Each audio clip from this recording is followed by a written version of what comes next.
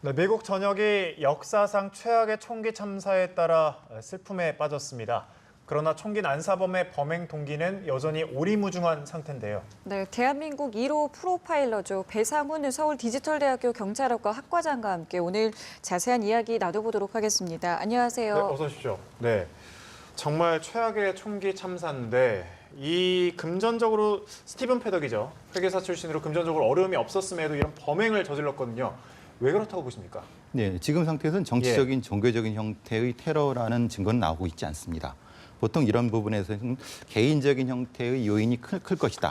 그렇다고 봤을 때는 이제 아무래도 자기중심주의, 나르시시즘의 정체성의 혼란에 의한 개인적인 목적의 그 다중 살인 이런 정도로 정의할 수 있을 것 같습니다. 네. 그 정황을 좀 살펴보면요. 호텔 방 안팎에다가 이제 감시 카메라를 설치했다고 하는데 이러한 정황들을 좀 보면은 미리 좀 계획을 했다라고 저희가 볼 수 있을까요?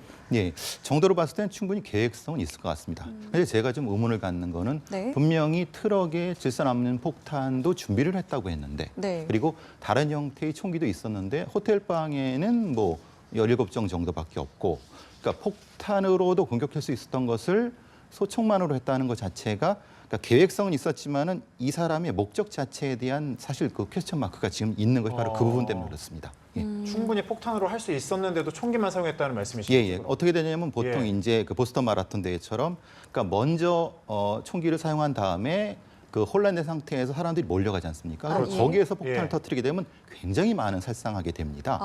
그걸 할 수 있었음에도 불구하고 그것을 안 한 건지 아니면 못 한 건지 그러면 계획성이 어느 정도 떨어지는 건지 이런 부분들을 지금 FBI 수사를 하고 있겠지만 그것은 이 사람의 목적과도 연관이 될 수 있을 것 같습니다. 그러면 공범에 대해서도 저희가 좀 생각해 볼 수도 있겠군요. 예, 충분히 생각해 볼 수 있을 것 같고 그래서 뭐 애인이라고 하는 동거녀라고 하는 사람의 존재라든가 이런 부분 아니면 그 방에서 공간이 두 공간인데 그럼 어떻게 이 부분이 설정될 수 있었을까? 그러니까 FBI의 그 스왓 대원들이 정확히 수색을 정확히 했는가?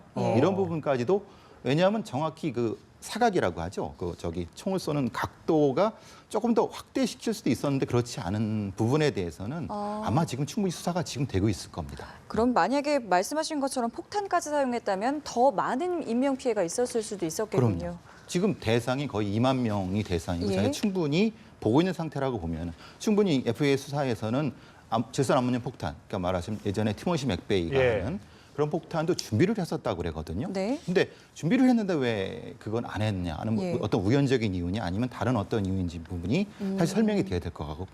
실제로 자택에서 그런 폭탄 제조 관련된 화학약품이 발견되기도 했는데 그게 개인적으로 만들 수 있는 폭탄인 건가요? 그럼? 예, 충분히 가능합니다. 그러니까 오클라호마 시티의 그 연방 테러처럼 질산암모늄이라고 하는 건 사실 비료거든요. 비료하고 뭐 경유를 좀 섞으면 우리가 쉽게 말하는 네이팜 같은 형태의 아주 강력한 폭탄 같은 걸 만들 수가 있거든요. 오클라호마 시티 같은 경우는 건물 반쪽이 날 정도로 강력한 폭탄을 그럼 뭐 특별한 형태의 어떤 그 기술이 없는 사람도 만들 수 있는 거기 때문에 그럼 이 사람도 이 정도 그러니까 군대에 복무를 하지 않았기 때문에 못했다고 하는 건 사실은 좀 퀘스천 마크가 있는 거죠. 살상에 관해서만 보면 약간 의문이 있을 수 있는 부분이겠군요. 그렇죠. 스티븐 패덕은 범행 직전에 여자친구의 그 모국인 필리핀으로 이제 송금을 했거든요. 이 부분이 또 의문이 될 수 있을 것 같아요. 단서가 되지 않을까요? 기본적으로 이제 테러범들이 자기 주변을 정리한다. 사실은 이것은 좀 의문이 가지 않습니까? 테러범들이 자기 정치적 목적을 위해서 자살을 하는 것보다는 보통은 이제 잡혀갖고 법정 투쟁을 하게 됩니다. 근데 이 사람 같은 경우는 흔히 말하는 자기 애인한테 돈도 보내고, 그러니까 뭔가를 정리했다는 느낌이 들고요. 그 다음에 자살도 했고, 그러면은 정치적 목적 테러는 아닌 것 같은데, 그러니까 범행 동기를 알 수 있는 형태의 그런 송금 부분이 규명이 돼야 될 것 같습니다. 자, 그리고 아무래도 이제 집에서 그리고 호텔 방에서 뭐 워낙 여러 가지 이제 무기들이 나오다 보니까 사이코패스일 가능성에 대해서도 이야기가 나오고 있습니다. 이 부분은 좀 어떻게 보고 계세요? 제가 보기에는 나르시시즘, 그러니까 자기 중심주의를 띠고 있는 사이코패스일 가능성은 충분할 것 같습니다. 그게 어떤 거죠? 말하자면 자기밖에 모르는 겁니다. 그러니까 예전에 우리가 뭐 로마 황제 칼리큘라 같은 사람들, 네로 황제 같은 사람들이 그 불타 죽는 사람들의 그걸 보고 싶어가고 불을 지르고 다 하지 않습니까? 나의 즐거움 같은 거군요. 그런 형태일 가능성이 없다는 겁니다. 그러니까 완전히 사이코패스는 맞습니다. 그런데 이런 사이코패스가 이런 어떤 수단을 연결해 갖고 그러니까 많은 사람들을 공격하고 뭐 표현 좀 그렇습니다만 사람들이 죽어가는 모습을 보고 자살하는 이게 이제 흔히 말하는 예전에 역사적 인물들이 많이 했던 그런 사이코패스적 특징 아니겠습니까? 예. 예, 그럴 가능성이 좀 있을 것 같습니다. 근데 아무리 사이코패스라고 해도 이렇게 행동을 하기까지는 또 어떤 동기가 또 필요한 거 아니겠습니까? 동기는 있고 동기 플러스 트리거라고 하는 방아쇠 효과가 있겠죠. 아. 방아쇠 효과. 그러니까 이 촉발 요인이 분명히 있었을 것 같습니다. 근데 촉발 요인이 만약에 이 그 카지노에서 예전에 뭐 소송이 벌어졌다고 예. 하거든요. 그럼 그게 이제 이 범행 장소를 선택하는데 어떤 촉발은 됐을 것 같고 예. 그리고 기본적인 동기는 아까 말씀드린 극단적 나르시시즘일 수 있다는 거죠. 지금 말씀하신 극단적 나르시시즘인데 이분 보면 64세잖아요. 스티븐 패덕 씨가. 예. 64세인데 이 나이까지 발현이 안 됐다가 지금 와서 이렇게 발현이 된 거는 실제로 가능한 건가요? 그래서 발현이 안 된 건지 됐는데 예. 우리가 모르는 건지 모릅니다. 왜냐하면 보통의 이제 그 뭐 사이코패스를 연구한 예. 많은 학자들은 네. 이런 어떤 극단적인 주의가 그러니까 기업을 영향하는 사람들이 적지 않게 있다고 하거든요. 그러니까 네. 그런 쪽으로 이제 돈을 모으는 과정에서 다른 사람들 짓밟게 되는 어떤 것을 행위를 했겠죠. 근데 그것에서 한 단계 진화해서 다른 사람을 살상하는 형태로 진화가 됐다고 하면 설명은 될 것 같습니다. 예, 탄약도 있었고 폭발물도 있었고 총기가 있었는데 특히 이번에 사건 피해가 커진 게 자동화기였거든요. 이 총이. 자동화기는 근데 총기 보유가 비교적 자유롭다고 하는 미국에서도 좀 엄격하지 않습니까? 예, 그렇습니다.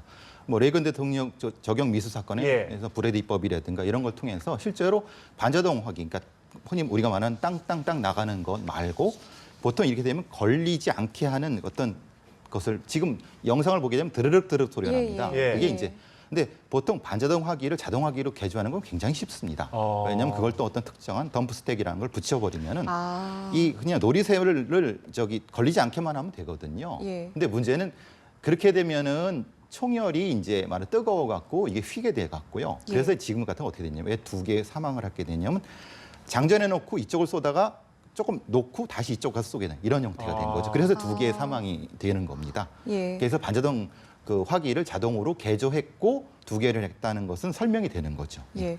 그 미국에서 총기 규제가 있지 않겠습니까? 그러면 이게 개조를 했을 때는 이거는 신고를 하지 않았다고 저희가 보면 되는 거죠? 그렇죠. 그러니까 이제 이런 겁니다. 86년 이전에 만들었던 뭐 AK-47 같은 것은 예. 사실 등록을 되는 합법적인 예, 총기거든요.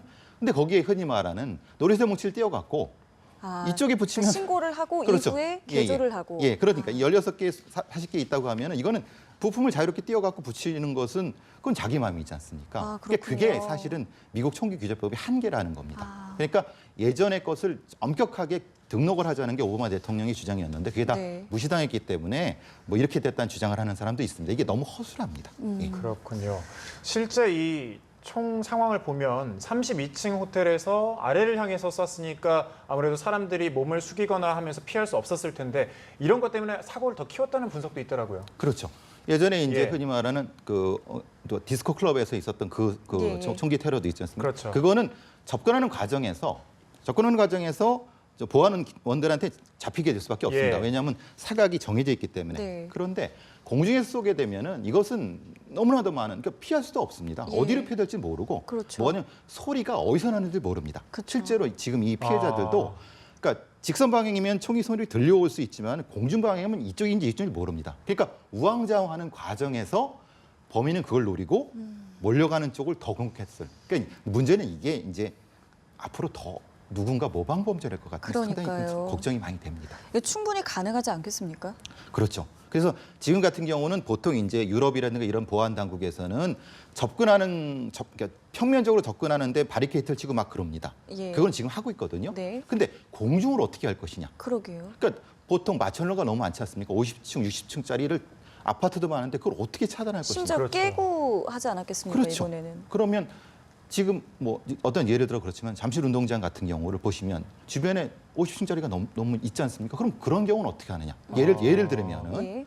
이런 부분에 대한 어떤 보안 당국의 추가 어떤 것 때문에 비용이 더 들겠죠, 사실. 그래서 사실 넓은 장소에서 공중에서 이렇게 무차별 세례를 하면 피할 길은 좀 없어 보이는데 그렇죠. 그런데 이번 라스베이거스 총기 참사 희생자들의 신원이 속속 밝혀지고 있습니다. 애도 분위기가 좀 확산이 되고 있는데 이번을 계기로 총기 규제가 좀 어떻게 바뀔 가능성이 있을까요? 근데 전문가들 예. 얘기가 거의 불가능하다.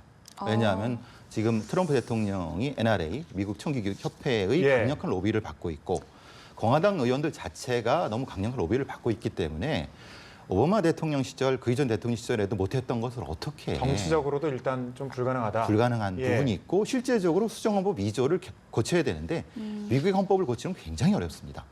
그것 때문에 사실은 불가능하다는 전문가들이 훨씬 더 많습니다. 이 과거 오바마 전 대통령의 경우에도 이제 결국 의회에서 좀 가로막힌 경우가 아니겠습니까? 그렇죠. 그럼 이번에도 역시나 마찬가지로 이게 추진이 되더라도 성사가 되기까지도 어렵다는 말씀이신 거죠? 기본적으로 하원에서 뭐 통과됐다 하더라도 예. 상원 통과가 아마 난망일 겁니다. 왜냐하면 뭐 제가 뭐 미국 상원들을 뭐 무시하는 건 아니지만은 예. 굉장히 많은 로비를 많이 받기 때문에 네. 그래서 보통 하원들은 그 어떤 국민들의 어떤 이런 여론 때문에 예. 통과가 됐다가 상원에서 차단되는 경우가 훨씬 많은 경우가 많습니다. 예.